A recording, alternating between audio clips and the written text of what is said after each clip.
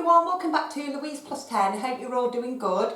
I'm in my bedroom today because my kids are running around at 100 mile an hour today like lunatics. You'd be surprised how many times on a Saturday tip of the week that I have to keep deleting the footage and doing it over and over and over again because of the noise of the kids in the background. So I've come up here to escape where it's quiet. I look like I'm meditating, don't I? Right, today's tip of the week is going to be different because I've talked to you so many times about cleaning and you've seen so much footage of the cleaning, and I think we get the gist that I clean a lot to keep the house clean. There's so many more aspects of my life though that really needs organisation and routine. And so for an example, a couple of years ago before Bradley left the house, I had 9 kids in school or college, and I'd be going off on my little walk taking the kids to school. I'd be on my way back and there'd be a couple of mums like, come on kids, come on, we're late. And they sure were late because the bell had gone 10 minutes before. Well, without my organisation and my routine, it would never have been plain sailing like it always was. I would have been one of those people late for the school. So I thought it'd be great to give you sort of 5 tips on lifestyle organisation and routine tips, to help your life go a bit smoother. So if you've got kids, this probably will be the video for you. It might be that you've not got kids and you might just want to hear my boring voice talking to you. Either way, hope you enjoy the video, guys. Something a bit different for you. I'm just going to tell you a very quick little story. Years ago, in my 20s, I had the 4 kids, newborn, 11 months old, 3 and 5. And I used to have to, every morning, go 2 miles one way to drop Bradley off at school, come 2 miles back and then go another mile back on myself in a different direction to take Helen to nursery. Well, I had a friend who had just had her 2nd child when I had my 4th child. And she literally had 0 organisation and routine. Like, she was a complete nightmare. She would have been late for her own funeral, she had one. She was terrible. She used to drive me potty. And I used to meet her on a regular basis in town, and we'd do a bit of shopping together. But I tell you what, every time we used to arrange to meet, she would be late. Like, it used to drive me insane. So one day, I had done all that running around for the school run, and I caught a bus. I mean, she used to get her husband to drop her off everywhere, but my husband was way too busy working. So I didn't have that opportunity. So I used to take buses a lot, which are an absolute nightmare when you've got young kids.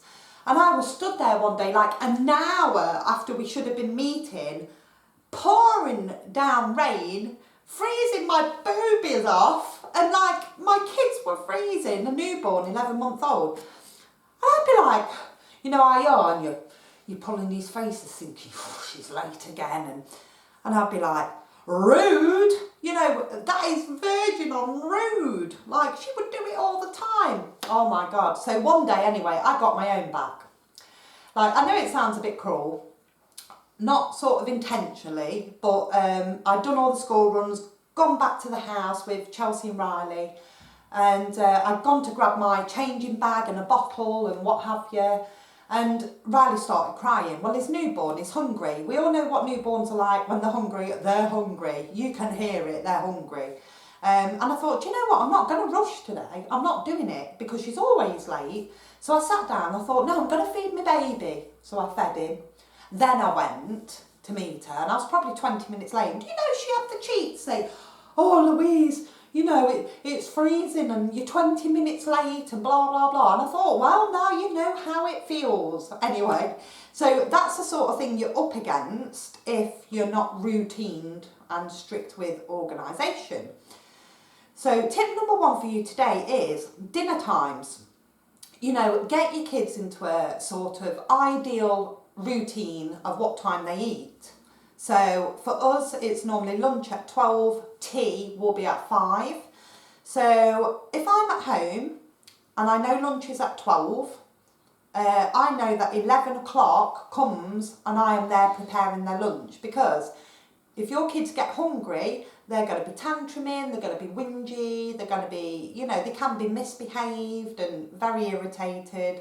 So always make sure that lunch times and tea times are on a regular basis. The times that suit you, the kids' body clock will get used to that.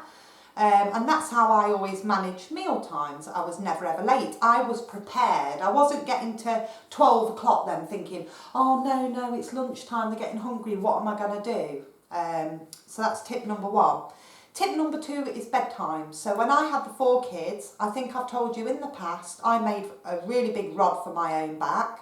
I didn't really have the routines there, and I'd allowed a couple of the kids to get into my bed sometimes when I was exhausted, when they were babies, and that made a really big rod for my own back. And then when I had the 4 of them, newborn, 11 months old, 3 and 5, Hallam was still getting into my bed. Like, it got to the point that he was that sick of me keep putting him back in his own bed that when I was asleep, he would literally sneak into the bottom of the bed. Like, I'd wake up to Riley, who was newborn, crying, wanting to be fed, and there's this body in the end of my bed. I'm like, oh my God, how did he do that? And then, of course, because Bradley would wake up and see that Hallam wasn't in his room with him, he'd then sneak in the bed. So yeah, there were like these 2 kids in the end of my bed. I'm like, oh my God. So I always vowed that when I had any more kids, if I did, I would never ever make that rod for my own back again. I would never make the same mistakes as I did with the first 4. So for the last 6 children, as soon as they're of age where they go into their own room, it might be 10, 11 months of age, however old they were, I always put them to bed in the cot, gave them a kiss obviously and covered them up, and I walked straight out the room. I did not rock them to sleep. I did not give them a bottle to go to sleep. I did not put a light on for them.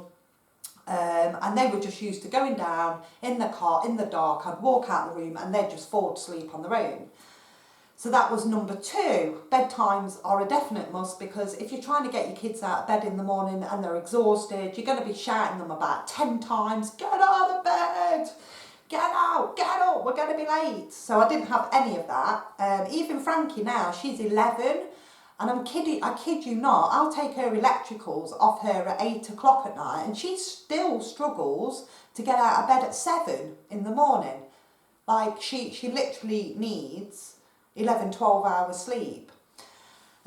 Tip number 3, get ready the night before. So the school scenario, if you're one of those and you're struggling and you're always late for school or late for everything, like my friend was, get ready the night before. So when the kids used to get home, uniforms would be straight off, they'd go in the basket, they'd put the pyjamas on then. I'd take the school shoes from them and I'd polish them all as soon as they walked through the door, because then they're done.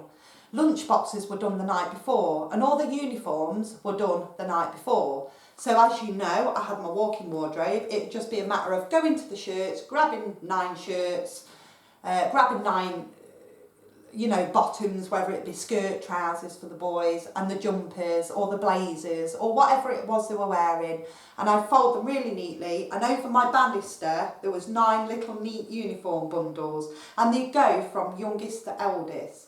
So you don't need to do that. It's not just for people with 9 kids or big families. A lot of the time I feel that I used to struggle more with 4 than I did with 10. So it doesn't matter how many kids you've got, 1, 2, get them ready the night before. You're not running around in the morning then looking for everything. All you've got to do is get the kids up, fed, teeth brushed, washed and dressed, and out the door you go. Tip number 4, if you've got any appointments, because the amount of times, this friend of mine and many other people, they were late for appointments, they were late for school, they were late for literally everything. If you've got appointments, give yourself plenty of time. You're always probably going to combat some traffic or something's going to get in your way. If you know a journey takes 10 minutes, leave half an hour before. Okay, so you're going to be waiting around a bit in your car. So what? It's better than being late. That's what I do. If I know I've got to be at a job for a certain time, I'll leave earlier, and then I'd rather be early and just sat in my car for 10 minutes than be late.